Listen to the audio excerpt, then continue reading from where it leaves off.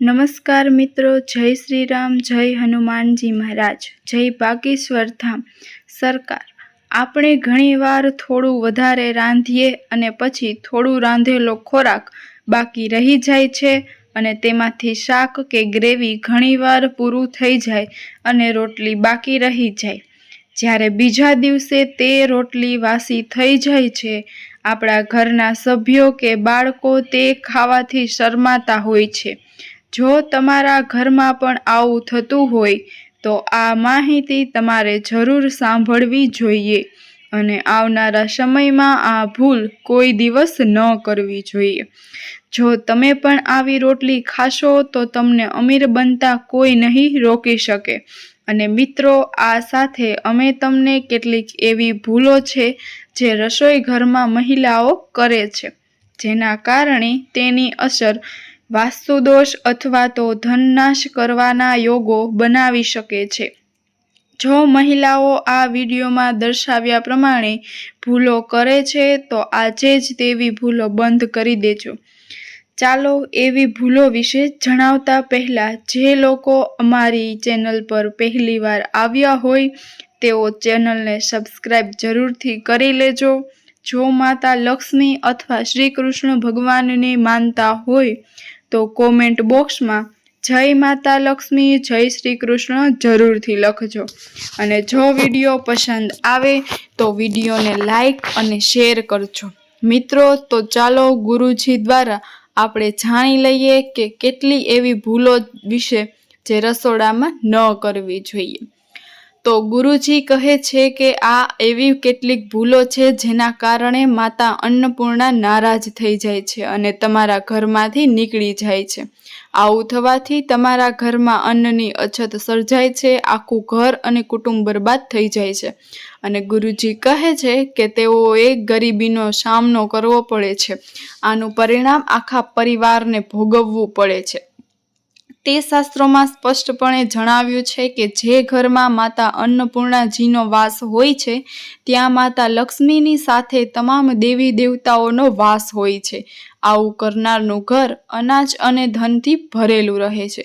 મિત્રો, જો કોઈ વ્યક્તિ જીવનમાં સફળતા પ્રાપ્ત કરવા માંગતો હોય તો તેનું સ્વાસ્થ્ય સારું હોવું જોઈએ અને તેનું શરીર સ્વસ્થ હોય તો તે જરૂરથી સફળ થઈ શકે છે।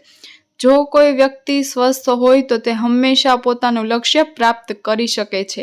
આવા સંજોગોમાં શાસ્ત્રો અનુસાર જો તમારું રસોડું સારું છે અને તેમાં આ ભૂલો નથી થતી તો માતા અન્નપૂર્ણાજી તમારાથી પ્રસન્ન છે અને તમને ધનવાન બનાવે છે। તો ચાલો જાણીએ કે કઈ એવી ભૂલો છે। પરંતુ પહેલા મિત્રો, જે લોકો અમારી ચેનલ પર પહેલીવાર આવ્યા હોય તેઓ ચેનલને સબસ્ક્રાઈબ કરી લેજો। તો મિત્રો, નંબર 1ની વાત કરીએ તો ઘણી બધી સ્ત્રીઓ આવી હોય છે જે રસોઈ બનાવતા પહેલા નહાતી નથી, હાથ સાફ નથી કરતી, રસોડામાં રસોઈ બનાવતી વખતે તેના વાળ કે મોંને આમ તેમ કરીને અડે છે ને પછી હાથ સાફ કર્યા વગર ખોરાક રાંધે છે। તો તેવું કરવાથી એક તો ઘર પરિવારમાં બીમારીઓ ફેલાય છે અને બીજી વાત કરીએ તો તે ખોરાક દૂષિત બને છે। માતા અન્નપૂર્ણાજી ક્રોધિત થાય છે, ઘરોમાં ગરીબીનો વાસ રહે છે। આવા ઘરોમાં રહેતા લોકો સફળતા પ્રાપ્ત નથી કરી શકતા અને રાહુ કેતુની પણ ખરાબ અસર થાય છે। તેથી જ આવી ભૂલ ક્યારેય ન કરવી જોઈએ।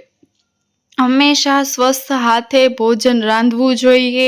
આવું કરવાથી માતા અન્નપૂર્ણા ખૂબ જ પ્રસન્ન થાય છે અને માતા અન્નપૂર્ણા પ્રસન્ન થશે તો આખા પરિવાર પર સર્વ દેવી દેવતાઓની કૃપા બની રહેશે।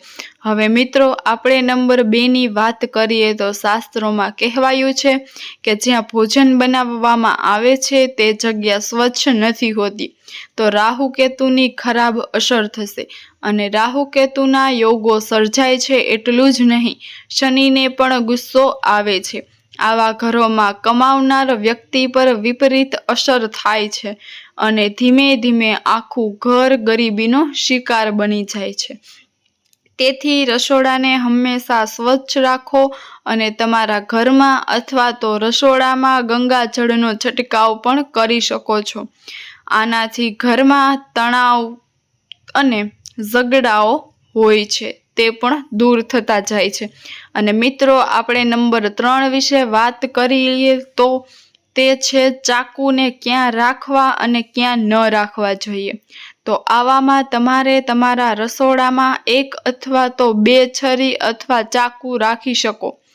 અને અનઉપયોગી ચાકુને કોઈ દિવસ રસોડામાં ન રાખવા જોઈએ, કારણ કે આવી વસ્તુઓને ઘરમાં રાખવાથી નકારાત્મકતા આવે છે। તેની રાહુ કેતુની ખૂબ જ ખરાબ અસર થાય છે અને ઘરમાં ધન સંબંધિત સમસ્યા પણ વધી જાય છે। નંબર 4, રસોડાની સામે ક્યારેય પગરખા, ચપ્પલ અને સાવરણી ન રાખવા જોઈએ। માતા અન્નપૂર્ણા તેમના આશીર્વાદ નથી આપતા, તેના કારણે આખા ઘરને દરિદ્રતાનો સામનો કરવો પડે છે। આ પણ એક પ્રકારનું પાપ જ છે। એવું માનવામાં આવે છે કે આ કારણે તમારે ક્યારેય રસોડાની સામે ચપ્પલ કે સાવરણી ન રાખવી જોઈએ, કારણ કે તેનાથી મોટી દુર્ઘટના થઈ શકે છે અને માતા અન્નપૂર્ણા પણ ક્રોધિત થાય છે। મિત્રો, તો હવે નંબર 5ની વાત કરીએ તો મહિલાઓએ રસોડામાં રસોઈ બનાવતી વખતે તે સંપૂર્ણ ભોજનને એઠું ન કરવું જોઈએ। તેના કારણે માતા અન્નપૂર્ણાજીનું સંપૂર્ણ અપમાન થાય છે, ઘરમાં ગરીબી આવે છે અને દેવી લક્ષ્મી પણ ગુસ્સે થઈને ઘરની બહાર નીકળી જાય છે। રસોઈ બનાવતી વખતે ઘણી સ્ત્રીઓ ભોજનમાં મીઠું અથવા મસાલાઓ તપાસવા માટે ખાવાનું ચાખે છે, પરંતુ આવું ન કરવું જોઈએ। અને મિત્રો, આમ તો સાંભળીને જ ખોરાક રાંધવો, સંભાળીને જ ખોરાક રાંધવો જોઈએ અને જો ખોરાકને ચાખવો જ પડે તો તમારે તેને કોઈ અલગ વાસણમાં થોડો લઈ લેવાનો છે, ત્યારબાદ તેને તમે ઘરની મહિલાઓ અથવા તો ખાસ કરીને નાની છોકરીઓને ખવડાવી શકો છો। આવું કરવાથી તેને એઠું ખોરાક પણ નથી કહેવાતો। અને મિત્રો, હવે જો નંબર 6ની વાત કરીએ તો જો વાળ તમારા ખોરાકમાં વારંવાર આવે છે તો તેને ભૂલથી પણ સામાન્ય ન સમજતા। એવું માનવામાં આવે છે કે ખોરાકમાં વારંવાર જો વાળ દેખાતા હોય અથવા તો વાળ આવતા હોય તો તે રાહુ કેતુની ખરાબ અસર છે। આવા ઘરમાં સ્વાસ્થ્ય સંબંધિત સમસ્યા વધી જાય છે। અને મિત્રો, રાંધવાવાળા વ્યક્તિએ હંમેશા એ વાતનું પણ ધ્યાન રાખવું જોઈએ કે હંમેશા રાંધતી વખતે વાળને થોડી વારે સ્પર્શ ન કરવા જોઈએ અને વાળને બાંધીને રાખવા જોઈએ અને ખોરાકમાં વાળ ન પડે તેની પણ ધ્યાન રાખવું, નહીંતર ઘર અને પરિવારને ગંભીર રોગોનો સામનો કરવો પડી શકે છે। ભૂલથી પણ આવું ન કરતા। મિત્રો, રસોઈ બનાવતી વખતે હંમેશા વાળ બાંધવા જોઈએ। તો મિત્રો, હવે વાસ્તુશાસ્ત્રમાં દર્શાવ્યા પ્રમાણે હું એવી કેટલીક વસ્તુઓ કહેવા જઈ રહી છું જે તમારે તમારા રસોઈ ઘરમાં બિલકુલ ન રાખવી જોઈએ, જેનાથી વાસ્તુશાસ્ત્રનો ભંગ થાય છે અને આપણે આવું બિલકુલ પણ ન કરવું જોઈએ, જેને કારણે સમસ્યા વધે છે। તો ચાલો એવી કેટલીક વસ્તુઓ વિશે જણાવી દઉં। હવે મિત્રો, આપણે 7મી એવી ભૂલ વિશે વાત કરીએ તો મિત્રો, રસોઈ ઘરમાં કેટલાય લોકો અરીસો લગાવતા હોય છે, પરંતુ વાસ્તુશાસ્ત્રએ કહ્યું છે કે જો રસોઈ ઘરમાં અરીસો લગાવવામાં આવે તો અગ્નિદેવની કૃપા નથી મળતી અને વાસ્તુ દોષ પણ જોવા મળી શકે છે। તેથી રસોડામાં અરીસાનો ઉપયોગ ન કરવો જોઈએ। આ કારણ છે કે રસોડામાં અગ્નિનો સંકેત માનવામાં આવે છે। જો રસોડામાં અરીસામાં અગ્નિનું પ્રતિબિંબ જોવા મળે તો તે ઘરમાં અશુભ માનવામાં આવે છે, જેના કારણે ઘરમાં પરસ્પર પરેશાનીઓ થાય છે અને અખિલેશ વધવા લાગે છે। આ સાથે ઘરની આર્થિક સ્થિતિ પણ ખરાબ થાય છે અને બગડવા લાગે છે। તો આ ભૂલ ન કરો। હવે મિત્રો, નંબર 8 વિશે વાત કરી લઈએ તો ઘણી વખત મહિલાઓ રસોડામાં રોટલી બનાવ્યા પછી બચેલો લોટ ફ્રીજમાં મૂકી દે છે અને સવારે ફરી તે રોટલી બનાવવામાં તેનો ઉપયોગ કરે છે। તો આ વિશે પણ ગુરુજીએ કહેવામાં આવ્યું છે કે વાસ્તુ અનુસાર આ યોગ્ય નથી। રસોડામાં મિશ્રિત લોટ રાખવાથી શનિ અને રાહુની નકારાત્મક અસર થવા લાગે છે। તેના કારણે અનેક પ્રકારની સમસ્યાઓ થવા લાગે છે હવે મિત્રો નંબર 9 વિશે વાત કરી લઈએ તો તમારા રસોઈ ઘરમાં તૂટેલા વાસણોનો ઉપયોગ કરવામાં આવે છે તો તે તૂટેલા વાસણોને કોઈ દિવસ ન રાખતા રસોડામાં. કેટલાક વાસણો ઘણો ઉપયોગ કર્યા પછી તૂટી જાય છે, પરંતુ ઘણી વખત આપણે અમુક અંશે તેટલા વાસણોનો ઉપયોગ કરતા રહીએ છીએ. વાસ્તુ અનુસાર આ સારું નથી. એવું માનવામાં આવે છે કે રસોડામાં ક્યારેય પણ તૂટેલી વસ્તુઓનો ઉપયોગ ન કરવો જોઈએ, જેના કારણે પરિવારના સભ્યોમાં મતભેદો વધે છે. તો મિત્રો, હવે આપણે એક પ્રશ્ન વિશે જાણી લઈએ કે વાસી રોટલીને શું ખાવી જોઈએ કે ન ખાવી જોઈએ, અને જો ખાય તો શુભ માનવામાં આવે છે કે અશુભ. મિત્રો, ગુરુજી કહે છે કે જ્યારે પણ ભોજન વાસી થાય છે ત્યારે આપણે તેને ફેંકી દઈએ છીએ. તમને જણાવી દઈએ કે કદાચ તમે ક્યારેય વિચાર્યું પણ નહીં હોય કે વાસી ભોજન પણ તમારા માટે સારું હોઈ શકે છે. આવી સ્થિતિમાં વાસી રોટલી તમારા સ્વાસ્થ્ય અને નસીબ પર શું અસર કરે છે, તમે તે જાણીને પણ ચોંકી જશો કે વાસી રોટલી પાચન તંત્ર માટે સારી છે. વાસી રોટલી ચમત્કારિક રીતે કામ કરી શકે છે. વાસી રોટલી પાચન તંત્રને સુધારે છે, તેમજ ભરપૂર માત્રામાં ફાઇબર જોવા મળે છે. ખોરાકમાં ફાઇબરની માત્રા જેમ જેમ વધુ હોય છે તેમ તે આપણી પાચન ક્રિયામાં મદદ કરે છે.